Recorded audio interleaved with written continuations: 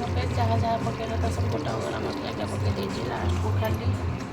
Tomato धनिया पत्र दरदर छेचा कर देगी पकईदेवी तापर लास्ट को गरम मसला भाजिकी गुंड करके पकईबी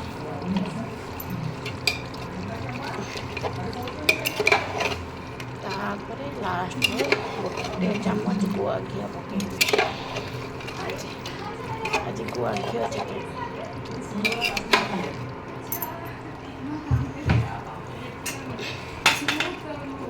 घी यूज कर अमूल काऊ घी अमूल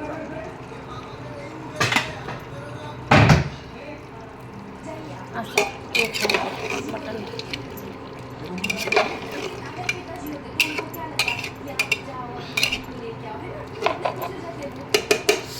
स्मेल बढ़िया।